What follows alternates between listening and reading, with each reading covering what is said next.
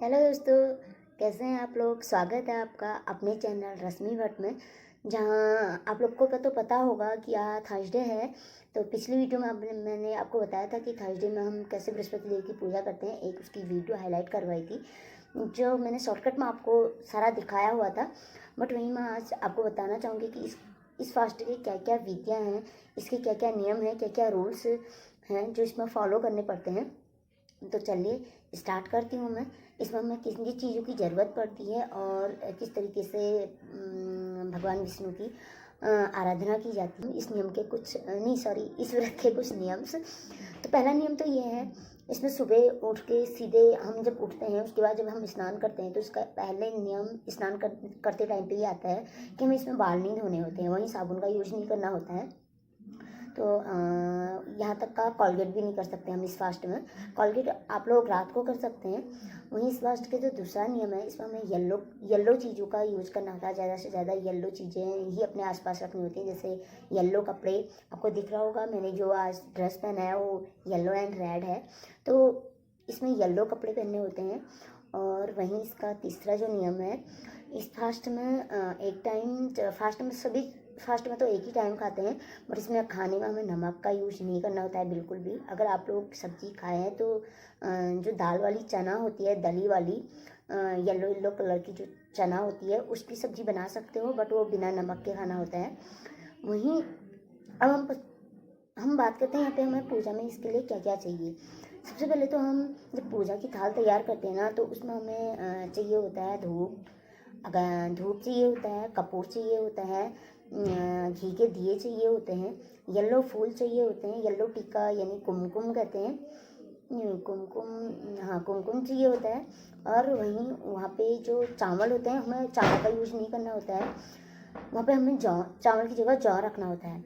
इस फास्ट का एक नियम ये है कि इसमें हम ना ही चावल की बनी हुई कोई चीज़ें खा सकते हैं। फास्ट तोड़ने के बाद भी हम चावल का यूज नहीं कर सकते हैं, और ना ही जब हम टीका लगाते हैं ना उसमें चावल भी नहीं लगा सकते। वहाँ पे हमें येलो वाला टीका और उसके साथ जौ लगाने पड़ते हैं। तो ये तो होती है हमारी पूजा की कुछ विधियाँ। तो इसकी जो पूजा होती है वो स्पेशली केले के पेड़ पे की जाती है।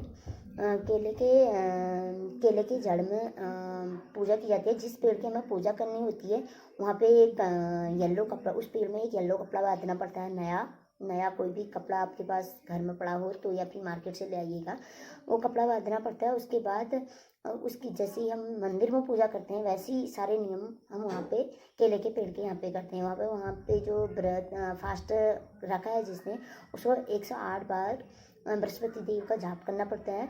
और बृहस्पति देव की पूजा होने के बाद जो लास्ट में परिक्रमा होती है, वो 4 परिक्रमा होती है बृहस्पति देव की पूजा में। तो 4 बार उनकी परिक्रमा करनी होती है, और लास्ट में उनसे माफ़ी मांगना बहुत ज़रूरी होता है। अगर कहीं पे कुछ विधि छूट गई या फिर कुछ गड़बड़ी हो।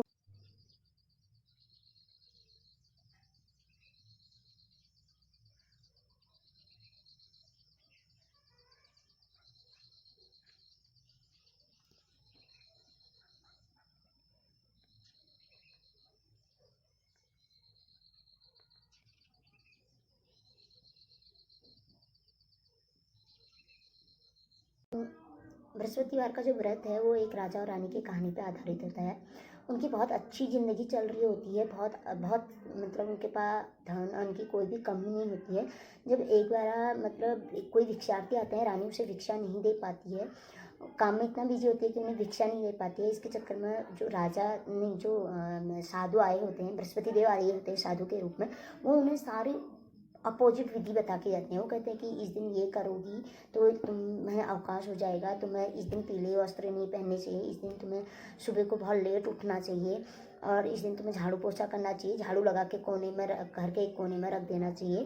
तो उन्हें ये चीज़ें बताते हैं जो इस फास्ट में बिल्कुल भी नहीं करना होता है। इसके चक्कर में होते होते वो राजा जो था वो राजा से रंक बन जाता है, उसके पास कुछ भी नहीं रहता है। एक टाइम ऐसा था उसके पास कुछ भी नहीं रहता है।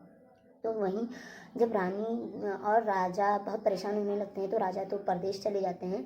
वहीं पे रानी जो है वो अपनी बहन की हेल्प लेती है, पर उसकी बहन अगर उनकी बादी से नहीं बोलती है तो वो गलत सोच लेती है। उसे लगता है कि जब मुश्किल टाइम आता है तो यहाँ पे कोई भी साथ नहीं देता है। ये रानी बहुत परेशान होने लगती है। तो एक बार जब रानी की बहन आती है, वो बृहस्पति देव के व्रत के बारे में उन्हें बताती है। तो रानी और रानी की जो नौकरानी थी बादी, वो दोनों इस फास्ट को रखते हैं। वो फिर से उनके पास बहुत ज़्यादा धन आ जाता है, बहुत ज़्यादा अन्न धन की बरकत होने लग जाती है। वो बहुत ऐसे काम कराती है जिससे उसका मान बढ़ता है, सम्मान बढ़ता है। तो बहुत मंदिर वगैरह बनवाती है, ये सारे काम करती है। तो ये तो थी हमारी बृहस्पतिवार की छोटी सी, जो मैंने आपको शॉर्ट में बताया है। हम जानेंगे कि इस व्रत को करने के फ़ायदे क्या क्या हैं। एक तो जिन लोगों का बृहस्पति देव बहुत वीक होता है, तो उन लोगों को ये फास्ट ज़रूर रखना चाहिए। मेरा भी बृहस्पति बहुत वीक है, तो मुझे बहुत लोगों ने सजेस्ट किया कि मुझे ये फास्ट रखना चाहिए। पहले मुझे भी इस फास्ट के बारे में कोई भी नॉलेज नहीं थी, कहीं से कोई इन्फॉर्मेशन नहीं थी। तो मैंने अपनी दोस्तों से, मेरी एक सिस्टर करती हैं, कज़न सिस्टर, तो उन्होंने भी मुझे इस फास्ट के बारे में बताया, इसके नियम से बताए। वही मेरी फ्रेंड भी करती है, उसने भी मुझे बताया कि इस फास्ट में क्या क्या करना है। तो अगर इसका हम उद्यापन करते हैं तो वैसे तो कंपलसरी नहीं है कि आपके पास जो है आप वही दीजिए। ऐसा कुछ नहीं है कि आपके पास कुछ नहीं है, आप लिमिट से ज़्यादा कर रहे हैं। बट हो सके तो अगर आपकी फाइनेंशियल कंडीशन सही है, तो जब उद्यापन होता है उसमें दक्षिणा के साथ साथ अगर सोने का छोटा सा कुछ भी दे दें, छोटा सा प्रतिमा तो सुनी होगी आप लोगों ने, पतली सी होती है। तो अगर इसमें सोना वगैरह दान किया जाए तो ज़्यादा अच्छा रहता है। देव का फास्ट बहुत सारे लोग करते हैं, इसको करने के बहुत ज़्यादा फ़ायदे भी होते हैं। ये मैंने कुछ रियलाइज़ किया है। इसको करने से पहले पहले तो स्टार्टिंग में कुछ साइड इफ़ेक्ट भी देखने को मिल सकते हैं आप लोग को। इसके साइड इफ़ेक्ट बहुत ख़तरनाक होते हैं। मैंने भी देखा है इसका साइड इफ़ेक्ट। तो आगे 2-3 बृहस्पतिवार दिक्कत होती है, किसी को कोई दिक्कत होती है तो किसी को कोई दिक्कत, बट उससे घबराइएगा मत। वो बृहस्पतिवार हमें छलते हैं, तो ध्यान रखना है कि अगर वो हमें छल रहे हैं तो हमारे साथ छलावा हो रहा है, तो हमें फास्ट सूट करने वाले हैं। तो 2-3 बृहस्पतिवार आपके थोड़ी सी प्रॉब्लम रहती है फास्ट लेने में। इंसान कोई तो बहुत चिड़चिड़ा बिहेव हो जाता है किसी का, या फिर किसी के साथ कोई घटना घट जाती है, तो उस चीज़ से आपको घबराने की ज़रूरत नहीं है। फास्ट कंटिन्यू रखिए। जैसे 17 फास्ट होते हैं तो उसके बाद आप उद्यापन कर सकते हैं, 17, 21 या जितना आप रखना चाहें। तो उसके बाद आप उद्यापन करके दोबारा भी ले सकते हैं इस फास्ट को। बट ध्यान रखिएगा, इस फास्ट के जो नियम मैंने आपको बताया है, ना झाड़ू लगाना होता है, ना पोछा लगाना होता है, ना कपड़े धोने होते हैं। इन चीज़ों को बिल्कुल भी नहीं करना होता है। और वहीं साबुन का बिल्कुल यूज नहीं करना होता है। और इसमें जो मैंने बताया, जैसे कि आपको कि किसी भी भिक्षार्थी को अगर भिक्षा दे रहे हो तो मत दीजिएगा। साधु संत है, कोई पंडित है, कोई महान महान पुरुषोत्तम है, तो उन्हीं को इसमें आप कुछ दान दक्षिणा दे सकते हैं। अगर हम करें इसके प्रसाद की बात, तो इसका जब हम प्रसाद तैयार करते हैं तो उसमें एक गुड़ कंपलसरी रहता है। गुड़ के साथ जो चने होते हैं दाल वाले, येलो कलर के, वो भी हमें लेना होता है। और अगर आप लोग चाहें तो इसमें जो बूंदी के लड्डू होते हैं येलो वाले, उनका चढ़ावा भी लगा सकते हैं। और खाने में अगर हम फास्ट तोड़ने की बात करें तो जब हम फास्ट तोड़ते हैं तो वहाँ पे हमें येलो चीज़ ही रखनी पड़ती है।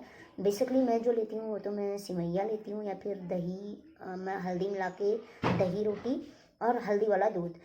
तो आप चाहें तो बिना नमक की सब्ज़ी भी खा सकते हैं, चने की सब्ज़ी। इस फास्ट के तोड़ने की बात करें तो इस फास्ट को जब हम रात को कथा कहते हैं, अगर कंपल्सरी ज़रूरी नहीं है कि आप लोग रात ही को कथा कहें।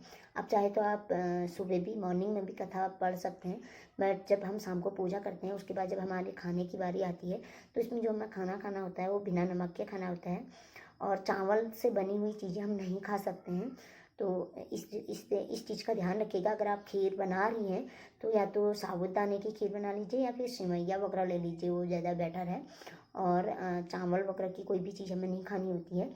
और रोटी खा सकती हैं, दही में हल्दी वगैरह मिला के, हल्दी वाला दूध पीजिएगा इस दिन।